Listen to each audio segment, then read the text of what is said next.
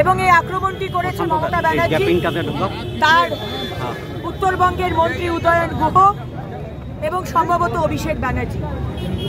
আজকে আদালতের পারমিশনে এই কার্যক্রম আমাদের ছিল এবং যে রাস্তা দিয়ে শুভেন্দু বাবু যাওয়ার কথা সেখানে যথাযথ সিকিউরিটি ব্যবস্থা ছিল না, পুলিশ দাঁড়িয়ে থেকেছিল এবং সেখানে জয় বাংলা স্লোগান দিয়ে টিএমসির ক্যাডার লাঠি, বাঁশ, পাথর দিয়ে আজকে বিরোধী দলনেতাকে আক্রমণ করেন। এটা শুধু বিরোধী দলনেতার ওপর আক্রমণ নয়, এটা তার চেয়ারকে আক্রমণ, পশ্চিমবঙ্গের গণতন্ত্রের উপর আক্রমণ। মমতা ব্যানার্জি, আপনি যদি ভেবে থাকেন যে আপনি যা খুশি করবেন, আমরা কোনো কথা বললে, আপনার সরকারের সমালোচনা করলে আপনি পুলিশ লেলিয়ে দেবেন, প্রশাসনকে লেলিয়ে দেবেন আর আমাদের হুমকি দেবেন আর ভয় দেখাবেন, আমাদের কিন্তু দমাতে পারবেন না। আজকে যারা রক্ষক তারা ভক্ষক হয়ে গেছে। এটা দেখুন, স্বাভাবিকভাবে বলা চলে, প্রথমত প্রশাসনিক ক্ষমতা বলুন, প্রশাসনিক দক্ষতা বলুন, রাজ্য পুরোপুরি রাজ্যে ভেঙে পড়েছে। প্রশাসনিক কোনো, যদি একটা কথা সিস্টেম বলি, সিস্টেম কোনো কিছু নেই।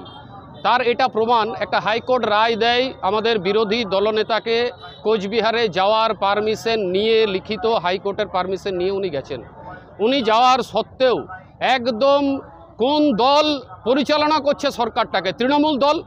তৃণমূল দলের গুন্ডা বাহিনী জেহাদি রোহিঙ্গাদের নিয়ে যেভাবে বিরোধী দলনেতার ওপর যেভাবে ঝাঁপিয়ে পড়া হলো, আক্রমণ করা হলো, তার বুলেট প্রুফ গাড়ি পর্যন্ত ভাঙচুর করা হলো, এটা কোনো রাজ্যে আপনি এই নজির আপনি দেখাতে পারবেন না। এটা একমাত্র এই নজির আছে আমাদের পশ্চিমবঙ্গে, এটা হয়।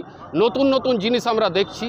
মুখ্যমন্ত্রীর পরের সিকিউরিটি, পরের যদি সিকিউরিটি আসন যদি বলি, সেটা হচ্ছে বিরোধী দলনেতা।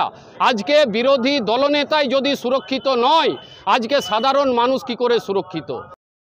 উত্তরবঙ্গ থেকে দীর্ঘদিন আমাদের বিজেপি কার্যকর্তাদেরকে খুন করা হচ্ছে, সেখানে পার্টি করতে গেলে, পার্টি ঝান্ডা ধরতে গেলে বাড়ি থেকে উঠিয়ে নিয়ে মার্ডার করা হয়।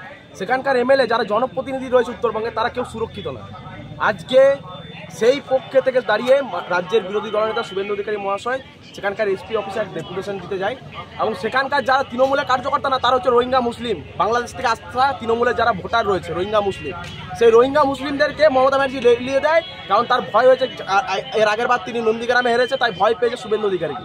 আগামী দিন তিনি জানেন যে রাজ্যে তৃণমূল সরকারটা রইবে না, এই রাজ্যে বিজেপি সরকার শাসন প্রতিষ্ঠা হবে। তার জন্য আজকে ঘৃণতম আক্রমণ, ঘৃণতম হামলা ঘটায় এই তৃণমূল নামক নক্কারজনক দলটা। সেখানকার যিনি গুন্ডা রয়েছেন, মন্ত্রী তো না, রাজ্যের মন্ত্রীর এরকম অ্যাটিটিউড বা এরকম কথাবার্তা হতে পারে না। রাজ্যের গুন্ডা উদয়ন গুহ, এই কোচবিহারের যিনি গুন্ডা রয়েছেন, তার নেতৃত্বে এই পুরো হামলাটা ঘটে এবং আমাদের রাজ্যের বিরোধী দলনেতা শুভেন্দু অধিকারীর ওপর হামলা চালায়। তার প্রতিবাদে গোটা বিজেপি, গোটা রাজ্য জুড়ে আজকে রাস্তায় নেমেছে, রাস্তায় দাঁড়িয়ে প্রতিবাদ করছে, চোখে চোখ রেখে লড়াই হচ্ছে।